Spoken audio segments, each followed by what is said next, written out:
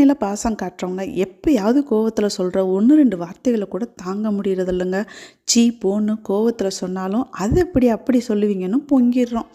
நானெல்லாம் எவ்வளோ கோவமாக இருந்தாலும் யாரையுமே எடுத்தெறிஞ்சு பேச நம்மளுக்கு மனசு வர மாட்டேங்குது. அப்படியே வளர்ந்தாச்சு.